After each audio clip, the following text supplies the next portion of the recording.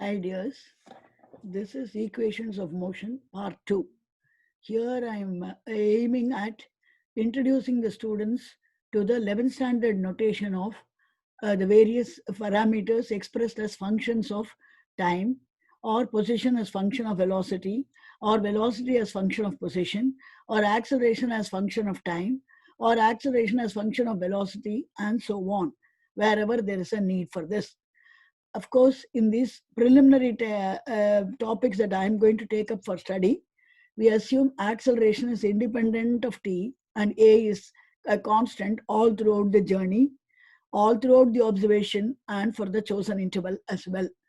That being said, a is not a function of t, so all the other functions also will fall in line as far as a is concerned, as saying a is not a function of x, a is not a function of the velocity the body has at any instant of time, and a is not a function of the instant of time under study.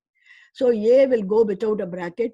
Others, which are functions of a physical quantity, will be written as I'm going to explain in the subsequent page.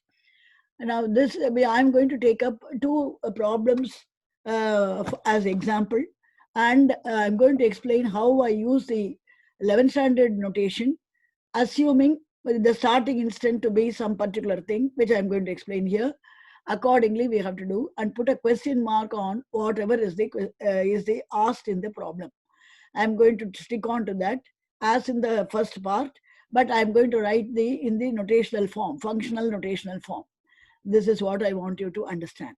Now, coming to the next, the learning objectives. What are you supposed to know in this particular context will be at the end of, after I have finished the teaching of this page, of this unit, you should be able to, the learner should be able to express the quantity as functions of other related quantities.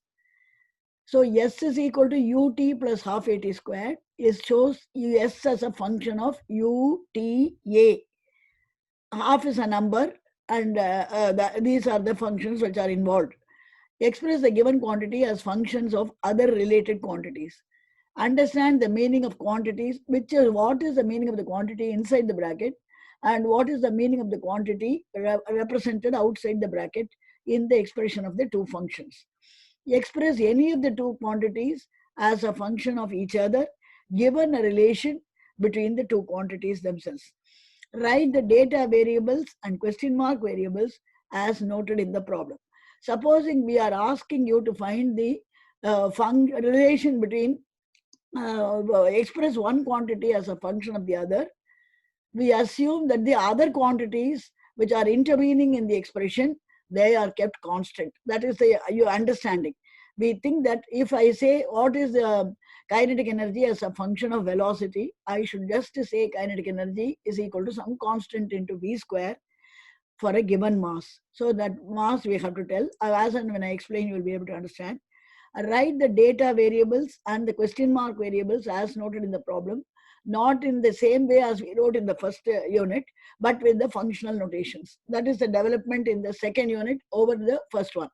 Solve the problems with functional notations using techniques explained in the session Equations of Motion Part 1.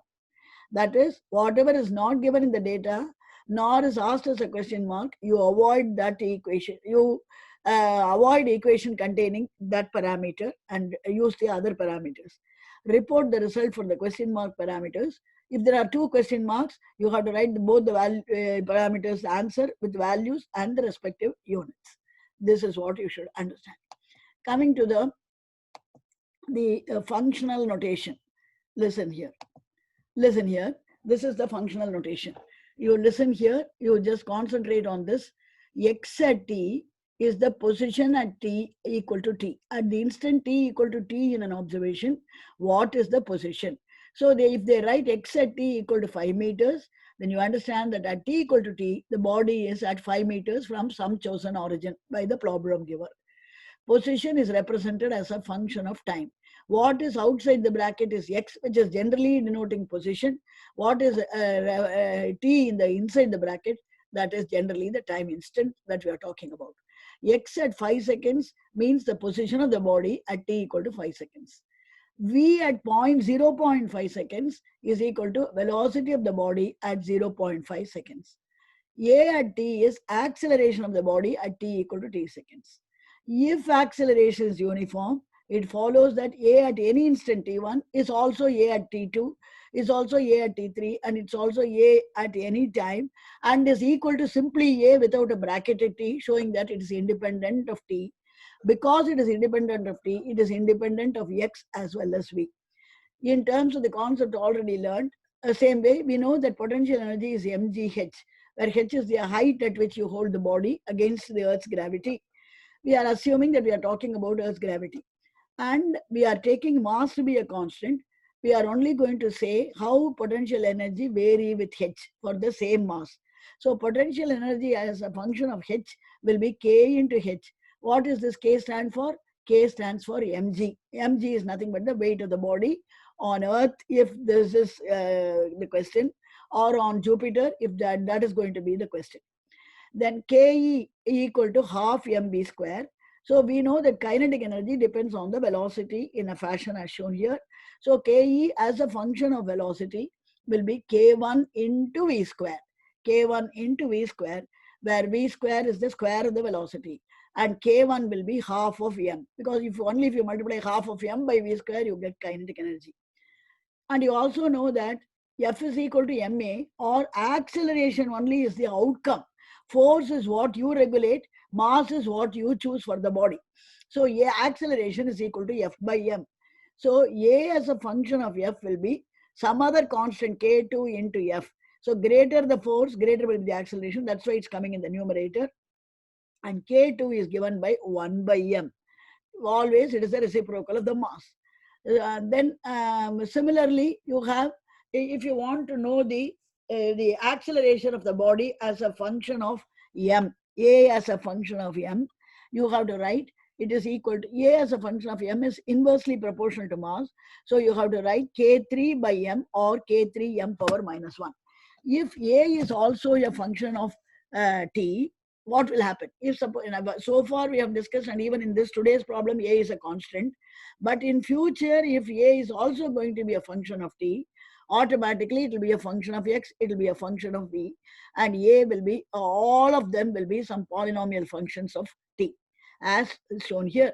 X at t may be 3t cube plus 5t squared plus 6t plus 7, and this one will be v at t will be 9t squared, say, plus 10t plus 6. I derived this from here by using differentiation, but you don't have to bother, because that will be you separately done in another unit on calculus. And then acceleration at t will be 18t plus 10, but no constant here. So here you find that x at t contains some polynomial in t, with the highest order being t cube. V at t has t square as the highest order of the polynomial. A at t has just t to the power of 1. And x, b, and a will be different functions of the same t. Not all functions are the same, because all of them independently represent different parameters, even if they are represented as functions of t, and the functions will vary. This is not the way in which you have to represent all throughout the 11th and throughout the 12th. Supposing you want to know f of a simple harmonic spring, all that will be dealt with as and when we encounter those. Now coming to that is so much for this. Now I'll mute my video, because you have to concentrate on this. So this is the problem. A car moving along a straight highway with a speed of 72 km per hour is brought to stop within a distance of 100 meters. Because for some reason they have to stop in a distance of 100 meters. So he applies brakes when exactly just the velocity is 72 km per hour. First of all, you have to convert this 72 km per hour into meter per second by suitable multiplication of 5 by 18. I'll explain to you why we are doing that.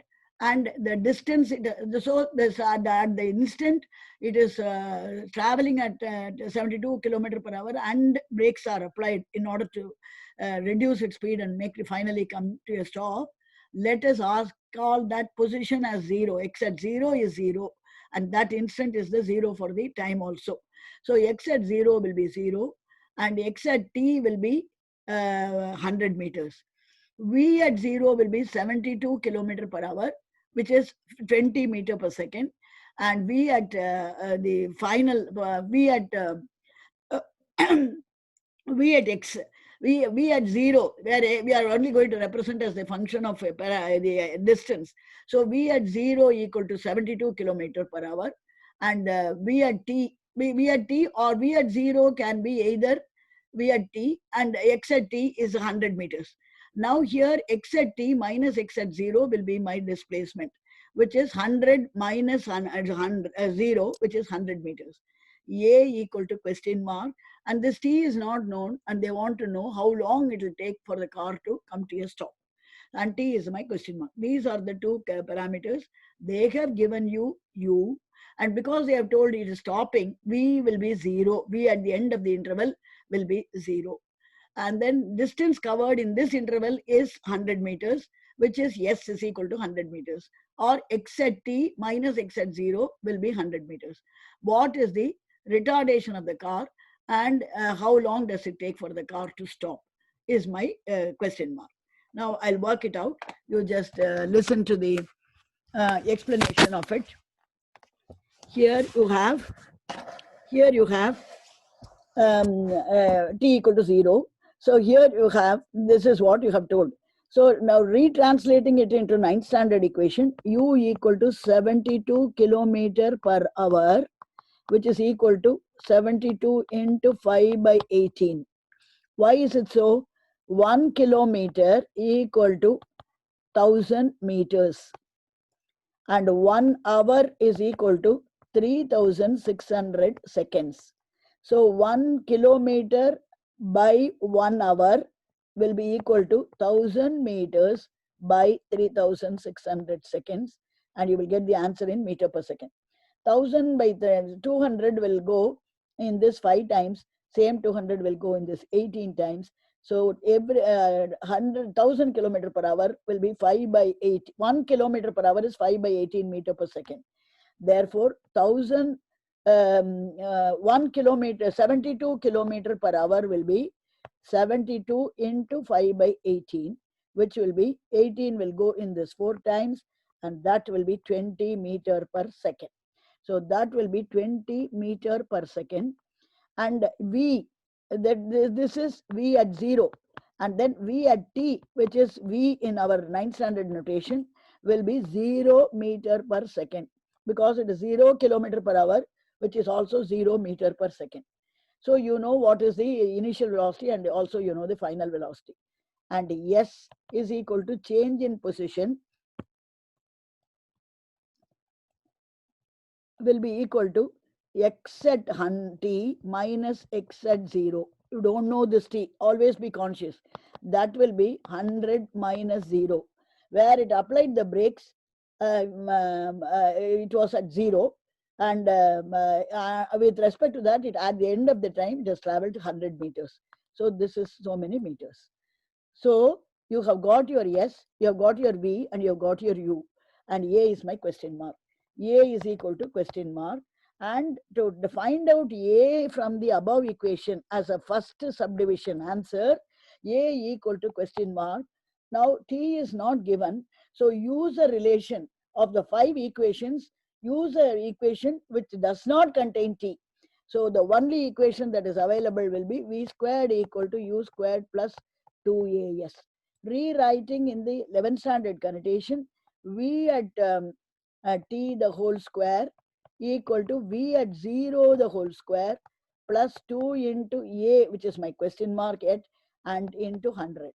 That implies V at t, V at 0 is not 0. V at t only is 0, because it comes to a stop after t seconds. And initial velocity is 20 meter per second. So 20 square plus 2a into 100. So that implies 0 equals 400 plus 200a. That implies 400 equal to minus 200a, and that implies in turn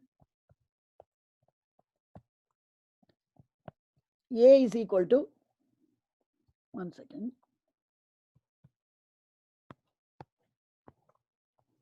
that implies a equal to A equal to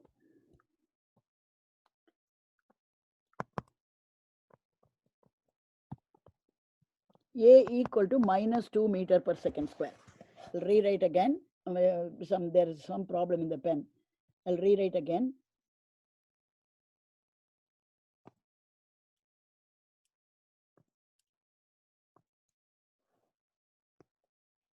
A equal to minus 2 meter per second square, or equal to minus 2 meter s power minus 2.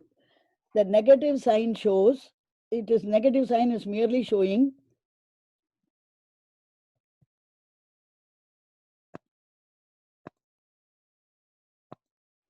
the negative sign shows the car is retarded.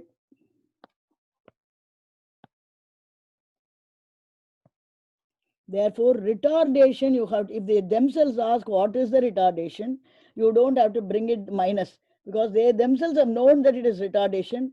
Therefore, retardation is equal to 2 meter per second square. That's your answer that you have to report. Coming to the next part, here they want only how long will it take to stop. So T is also my question mark. Now here you should not use A, because in case you have gone wrong in this A, using that will make this also wrong. So it's better you have to choose an equation which does not contain the A. Therefore, which does not contain A. Therefore, the S is equal to V plus U by 2 into T. You have to write V at T plus V at 0 by 2 into T equal to 100 meters, because yes, you know is that. That implies 100 is equal to V at T is 0, V at 0 is 20 meter per second by 2 into T. That implies 100 is equal to 20 by 2, because 0 plus 20 is 20 into T. That implies 100 is equal to 10T, and that implies T is equal to 100 divided by 10 equal to 10 seconds. This is the answer. So you have to report, answer to be reported like this: retardation is equal to, that's what they want in the question paper. So retardation equal to 2 meter per second square, and time to stop, time it takes to stop will be equal to 10 seconds. That's the answer. So this is the way you have to report the answer for the problem. Coming to the next problem, I have got another problem here. This is a car driver. He is seeing a child 55 meters ahead. The same concept only, but slightly there is some tricky part given here. That's why I included this. He sees a child at a distance of 55 meters ahead of him, away from him, his car, in the along the direction of his motion. He wants to stop the vehicle at least 5 meters before reaching the child, because when it goes very close to the child and stops, the child may be shocked, and that may have some negative impulse on the child. So they want to avoid that shocking feeling to the child. So he wants to stop it well before he reaches the any closeness, proximity to the child. So he wants to maintain a safe distance of 5 meters. That means effectively, as against the driver being here and the child being here, when he sights it and wants to apply the brakes, this is 55, and he wants to bring the vehicle to a halt at this particular point, which is 5 meters away from the child. So effectively, the distance that he has to travel will be 50 meter only. So now you are x at 0 equal to 0, and he wants x at t to be not 55 meters along the line of motion, but 50 meters along the line of motion. Then v at 0 is the initial velocity just when he is going to apply the brakes. That will be 36 kilometer per hour. That will be equal to 36 into 5 by 18, which will be equal to 10 meter per second. And then he has to v at t, after the time t only he reaches e, and at that time he stops the vehicle well ahead of the child, 5 meters ahead of the child. So v at 2 will be equal to 0 meter per second. then A is my question mark and T is my question mark, the same two question marks as before. To find out A, use V squared, that is V at T the whole square mine is equal to V at 0 the whole square plus 2 into A into S, which will be that will be equal to V at T is 0 equal to 10 square plus 2 into A into X at T minus X at 0, that will be equal to 100 plus 2A into T, 2A into S. 2A into X at T minus X at 0 will be 2A into S. So 2A into S. So that will be 100 plus 2A into he wants the 50 meters. So that implies 0 equal to 100 plus 100A, and A will be 100A equal to minus 100, or A will be minus 1 meter per second square, and retardation should be reported as 1 meter per second square. You shouldn't try minus 1. It will mean retardation is minus 1, so acceleration is positive. So 1 meter per second squared will be the retardation. That's the answer they have also given, and we are safe. Now they want to know what is the time. After how long will the vehicle come to stop, starting from the instant he applies the brakes. So for that you have to write, you should choose an equation which does not contain SA. Therefore, you have to write S is equal to V plus U by 2 into T, where T is alone is a question mark. So this 50 meters will be V at T plus V at 0, the whole thing by 2 into T. So that will 50 equal to 0 plus 10 by 2 into T. That implies 50 equal to 5 into T. That implies T will be equal to, that implies T will be equal to 50 by 5, which will be equal to 10 seconds. That's what you should remember. So it is 10 seconds. So the answer should be written like this.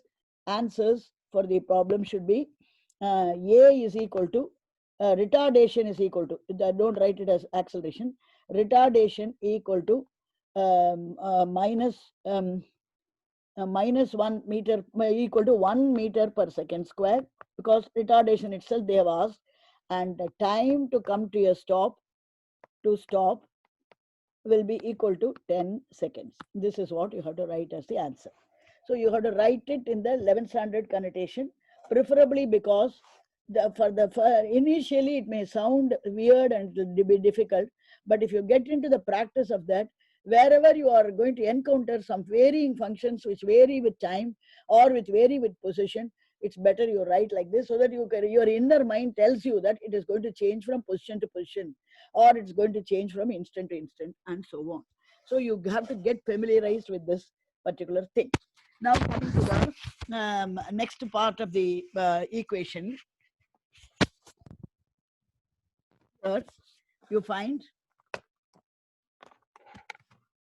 coming to the next part of the equation, the final part, where I have to sum up whatever you learned, and here is the summary. Look at this. So summary is, we know that what we have understood this time, in this particular section, is position, which is X at T, velocity, which is V at T, and both vary as functions of T. If uniform acceleration is remaining, so where A is not a function of T, it means position, velocity vary from instant to instant. Whichever instant the problem is talking about will be coming inside the bracket, and whichever parameter is spoken about as varying with the inside parameter function, physical quantity, will be written outside the bracket. Acceleration, A is a constant, so A is not the function of, one second, I want you to see me also. So you have to know that A is not, one second.